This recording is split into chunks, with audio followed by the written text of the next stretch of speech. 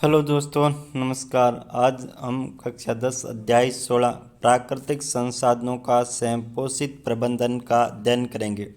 प्राकृतिक संसाधन वे संसाधन जो हमें प्रकृति ने दिए हैं और जीवों के द्वारा इस्तेमाल किए जाते हैं प्राकृतिक संसाधन कहलाते हैं, जैसे मिट्टी, वायु, जल, कोयला, पेट्रोलियम, वन्य जीव, वन इत्यादि। प्राकृतिक संसाधनों के प्रकार: समाप्य संसाधन, असमाप्य संसाधन। ये बहुत सीमित मात्रा में पाए जाते हैं और समाप्त हो जाते हैं। समाप्य संसाधन कहलाते हैं, जैसे कोयला, पेट्रोलियम। असमाप्य संसाधन वे असीमित मात्रा में पाए जाते हैं, वे समाप्त नहीं होते हैं। उदाहरण वायु।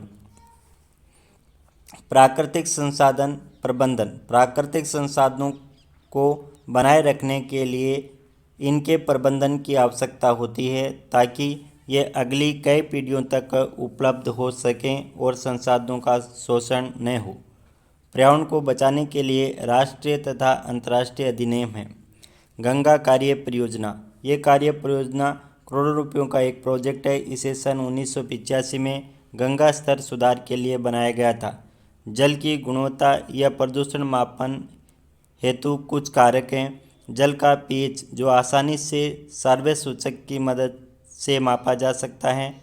जल में कोलिफॉर्म जीवाणु, जो मानव की आंत्र में पाया जाता है, की उपस्थिति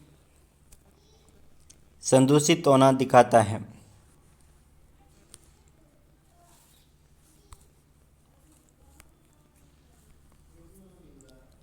पर्यावरण को बचाने के लिए 3 प्रकार के आर हैं: कम उपयोग, पुनःचक्रण, पुनः उपयोग। कम उपयोग: जब आवश्यकता न हो तब पंखे और बल्ब का स्विच बंद करना। टपकते नल को ठीक करना। आहार या भोजन को न फेंकना। पुनःचक्रण: कूड़े से पुनःचक्रण हो जाने वाले पदार्थों, प्लास्टिक, कांच, धातु को अलग करके आवश्यकता की वस्तुएं बनाना। पुनः उपयोग: चीज़ों को फेंकने के बदले उनका बार बार इस्तेमाल करना। पुनः इस्तेमाल पुनः उपयोग पुनःचक्रण से बेहतर है क्योंकि इससे ऊर्जा की बचत होती है। हमें संसाधनों के प्रबंधन की आवश्यकता क्यों है? यह बहुत ही सीमित हैं। स्वास्थ्य सेवाओं में सुधार के कारण जनसंख्या में वृद्धि हो रही है। इसके कारण सभी संसाधनों की मांग में भी वृद्धि हो रही है। संपोषित विकास: संपोषित विकास की संकल्पना मनुष्य की वर्तमान आवश्यकताओं की पूर्ति और विकास के साथ साथ भावी संतति के लिए संसाधनों का संरक्षण भी करती है। प्राकृतिक संसाधनों की व्यवस्था करते समय ध्यान देना होगा। दीर्घकालिक दृष्टिकोण: ये प्राकृतिक संसाधन भावी पीढ़ियों तक उपलब्ध हो सके। इनका वितरण सभी समूहों में समान रूप से हो, न कि कुछ प्रभावशाली लोगों को ही इसका लाभ हो। अपशिष्टों को सुरक्षित निपटान का भी प्रबंध होना चाहिए। वन्य एवं वन्य जीव संरक्षण: वन जैव विविधता के स्तंभ हैं। जैव विविधता को संरक्षित रखना प्राकृतिक संरक्षण के प्रमुख उद्देश्यों में से एक है, क्योंकि विविधता के नष्ट होने से पारिस्थितिकी स्थायित्व का बैलेंस नष्ट हो जाता है। जैव विविधता किसी एक क्षेत्र में पाई जाने वाली विविध स्पीशीज की संख्या है, जैसे पुष्पी, पादप, पक्षी, कीट, सरीसृप, जीवाणु आदि। तपस्थल: ऐसा क्षेत्र जहाँ अनेक प्रकार की संपदा पाई जाती हैं। दावेदार: ऐसे लोग जिनका जीवन कार्य किसी चीज़ पर निर्भर हो, वे उसके दावेदार होते हैं। दावेदार वनों पर उनकी निर्भरता। स्थानीय लोग, सरकारी वन विभाग, उद्योगपति, वन्य जीव एवं प्रकृति प्रेमी। अपनी आवश्यकता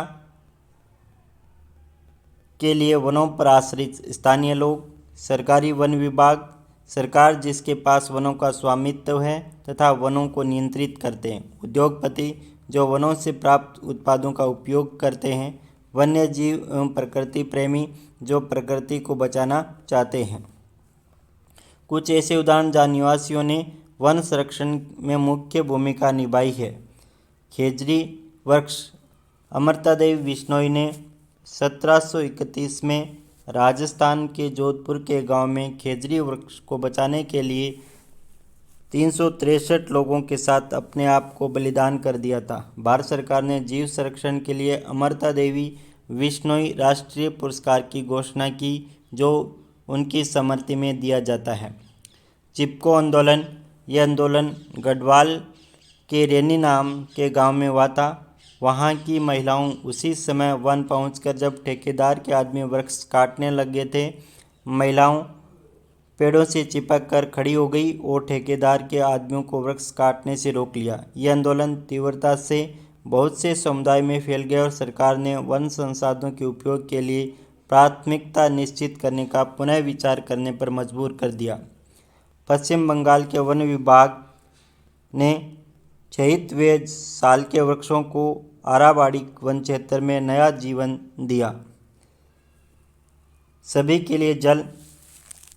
जल पृथ्वी पर पाए जाने वाले सभी जीवों की मूलभूत आवश्यकता है। वर्षा हमारे लिए जल का एक महत्वपूर्ण स्रोत है। भारत के कई क्षेत्रों में बांध, तालाब, नहरें सिंचाई के लिए उपयोग किए जाते हैं। बांध में जल संग्रहण काफ़ी मात्रा में किया जाता है, जिसका उपयोग सिंचाई में ही नहीं बल्कि विद्युत उत्पादन में भी किया जाता है। कोई बड़ी नदी के जल प्रवाह को नियंत्रित करने के लिए बांध बनाए गए हैं, जैसे टेहरी बांध नदी भागीरथी पर, गंगा नदी, सरदार सरोवर बांध नर्मदा नदी, बांगड़ा नागल बांध सतलुज नदी।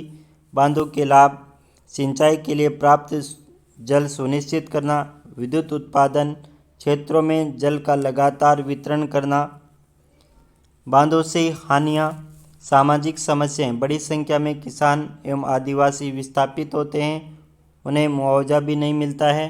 पर्यावरण समस्याएं, वनों का क्षय होता है, जैव विविधता को हानि होती है, पर्यावरण संतुलन बिगड़ता। आर्थिक समस्याएं, जनता का अत्यधिक धन लगता है, उस अनुपात में लाभ नहीं होता है। जल संग्रहण, इसका मुख्य उद्देश्य है भूमि एवं जल के प्राथमिक स्रोतों का विकास करना। वर्षा जल संचयन, वर्षा जल संचयन से वर्षा जल को भूमि के अंदर भौम जल के रूप में संरक्षित किया जाता है। जल संग्रहण भारत में बहुत प्राचीन संकल्पना है। कुछ पुराने जल संग्रहण के तरीके: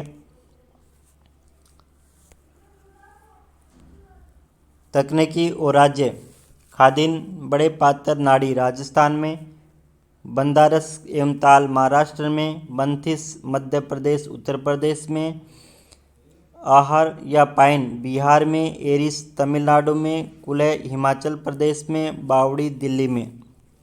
भौम जल के रूप में संरक्षण के लाभ: पानी का वाष्पीकरण नहीं होता है, ये कुओं में भरता है, पौधों को नमी पहुंचाता है, मच्छरों के जनन की समस्या नहीं होती, यह जंतुओं के अपशिष्ट के संदूषण से सुरक्षित रहता है। कोयला और पेट्रोलियम: कोयला और पेट्रोलियम अनवीकरणीय प्राकृतिक संसाधन हैं, इन्हें जीवाश्म ईंधन भी कहते हैं। निर्माण: कोयला 300 मिलियन वर्ष पूर्व पृथ्वी में वनस्पति अवशेषों के अपघटन से कोयले का निर्माण हुआ। पेट्रोलियम: पेट्रोलियम का निर्माण समुद्र में रहने वाले जीवों के मृत अवशेषों के अपघटन से हुआ। यह अपघटन उच्च दाब और उच्च ताप के कारण हुआ और पेट्रोलियम के निर्माण में लाखों वर्ष लगे। कोयला और पेट्रोलियम भविष्य में समाप्त हो जाएंगे। कोयला वर्तमान दर से प्रयोग करने पर कोयला अगले 200 वर्ष तक ही उपलब्ध रहेगा। पेट्रोलियम वर्तमान दर से उपयोग करने पर पेट्रोलियम केवल 40 वर्षों तक ही मिलेगा। जीवाश्म ईंधन के प्रयोग से होने वाली हानियाँ: वायु प्रदूषण: कोयले और हाइड्रोकार्बन के दहन से बड़ी मात्रा में carbon monoxide, carbon dioxide, nitrogen के ऑक्साइड उत्पन्न होते हैं, जो वायु को प्रदूषित करते हैं। बीमारियाँ: यह प्रदूषित वायु कई प्रकार की श्वसन समस्याएं उत्पन्न करती है, जिससे कई रोग, दमा, खांसी का कारण बनती है। वैश्विक उष्णन: जीवाश्म ईंधन के दहन से कार्बन डाइऑक्साइड गैस उत्पन्न होती है जो ग्रीन हाउस गैस और विश्व उष्णता उत्पन्न करती है। जीवाश्म ईंधन के प्रयोग में मितव्ययता बरतनी चाहिए। ये समाप्य और सीमित हैं। एक बार समाप्त होने के बाद ये निकट भविष्य में उपलब्ध नहीं हो पाएंगे क्योंकि इनके निर्माण की प्रक्रिया बहुत ही धीमी होती है और उसमें कई वर्ष लगते हैं। जीवाश्म ईंधन के प्रयोग को सीमित करने के उपाय: जिन विद्युत उपकरणों का उपयोग नहीं हो रहा है उनको स्विच बंद करें। घरों में CFL का उपयोग करें जिससे बिजली की बचत हो।